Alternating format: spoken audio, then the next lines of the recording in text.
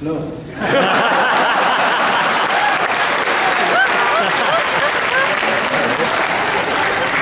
And that's how he teaches classes at the university that he's a professor at. They ask a question, you say, yes.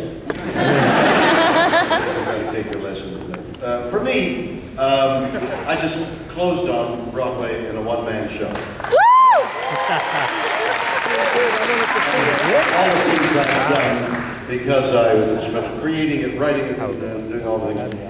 It was the biggest, largest, most profound challenge that I've ever had as an actor. And so I'm resting a little on the exhaustion of that escapade.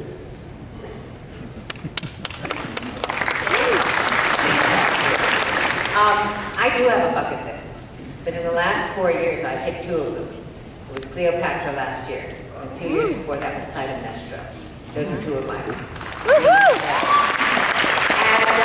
I think what I'm longing to play is Arkadna in Chekhov's The Seagull, because I have never played her. Could I play your Nina?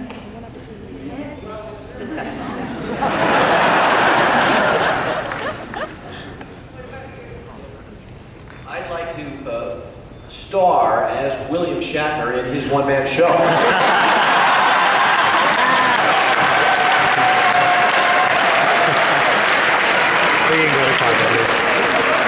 The thing is, you have to sing.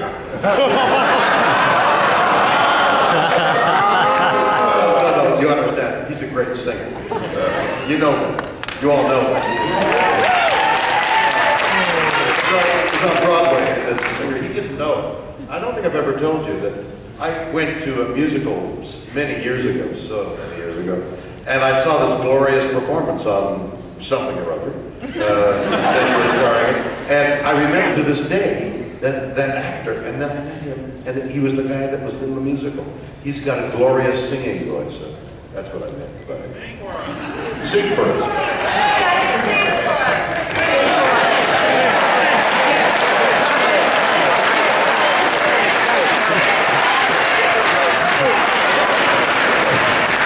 We may run out of time if we do that.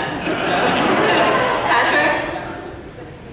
This has given me an idea. I have been a sometime producer. Let me pitch this to you.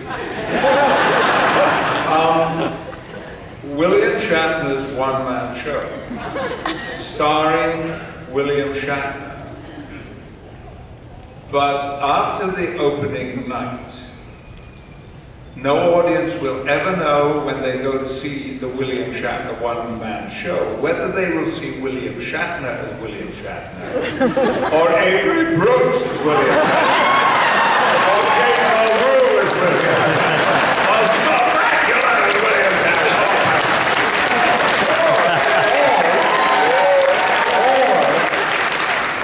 William Shatner as Avery Brooks.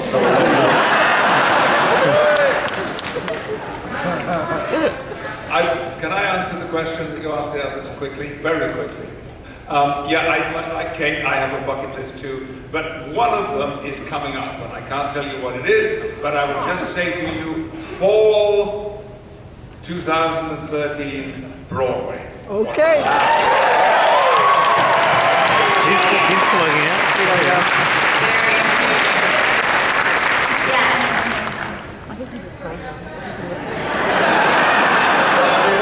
Next question. What do you mean you can't tell us? It's not going to go any further than this room. Stay right here. All right, can we go to you, sir? Can you reach the mic? There you go. I have a question for William Shatner. Your Mr. Shatner. I'm a little embarrassed by getting so many questions. What was your favorite superhero when growing up? What was my favorite one? Superhero. Your favorite superhero? Growing up. My favorite superhero. Growing up. Growing up. I didn't know it, but it was Stan Lee. Because I was into those comic books and all those characters and stuff like that. And then I met Stan, and he's got that peculiar brain. You know? So you were a Marvel boy. I'm a Marvel comic hero. Over here, please. All right, I know all of you have starred in other things besides Star Trek. I know Patrick Stewart's been in X-Men, Scott Bakula, and Quantum Leap. All of you, what was your favorite role, including Star Trek, what's been your favorite role that you've ever played? Favorite role that you've ever played?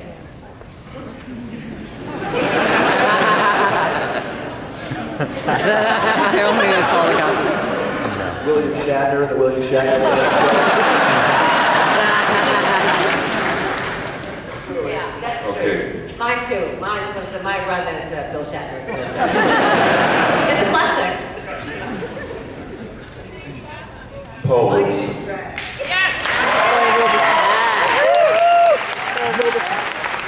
He was glorious in that. They talk about singing and all his other talents, his musical talents as well as his acting talents. That was a glorious moment in theater history.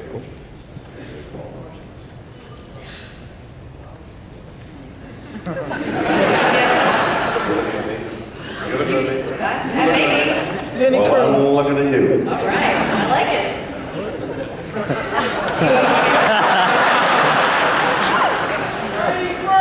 Denny Craig. Danny Kirk.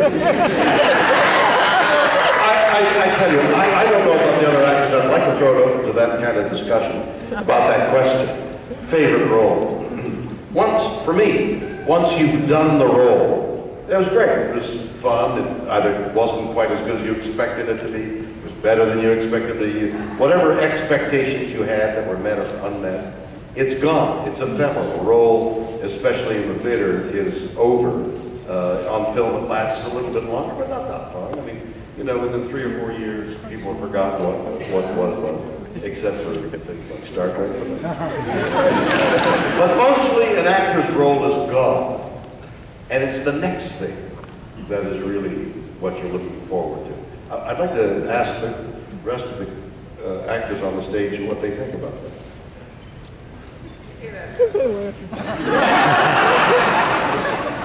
Favorite roles? I withdraw the question. Past, present? My favorite role was probably my wonderful Joe, Kathryn.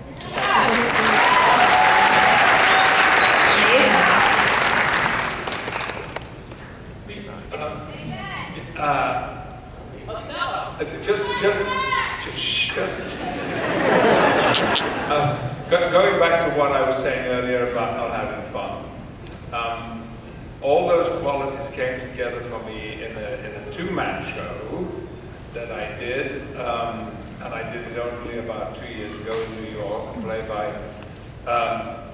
David Mamet, called Life at the Theater. And the reason why I choose that is because, A, I had a wonderful co-star in T.R. Knight, but in that play, in that production, which has a certain poignancy in its ending, I had more actual fun on stage than I've had at any other time in my life, so I think for that reason only I would put that at the top of my list.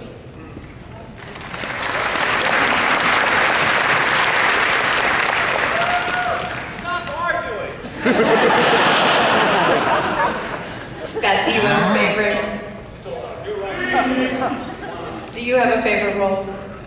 Double mic it. Don't miss a beat. In the theater, it would be 3 guys naked from the waist down. Television, it would be... Men of a certain age.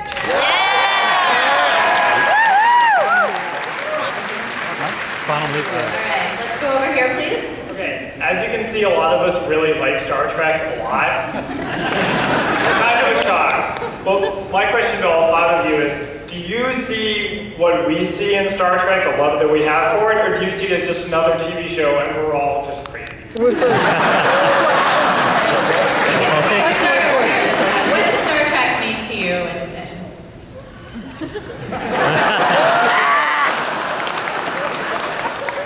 Can I invite someone else to answer that first?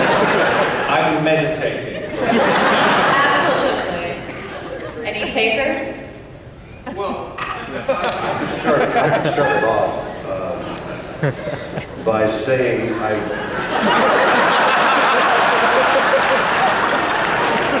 that I defer to Mr. Brooks. I've done a documentary called, in this country it was called Get a Life, and in Canada it was called Fanatics. And it's a discovery of what you all are doing here at a convention, it's a sci-fi convention. And I get into some great depth of what we're all doing here. And becomes, Star Trek becomes something far larger than what I ever thought it was. And I wrote a book about called Get a Life, about the people who come here.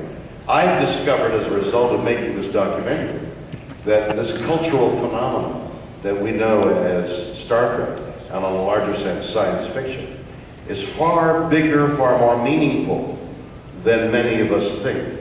That we are here right now participating in a mythological experience, and that's what Fanatics or Get a Life will be about. Very true.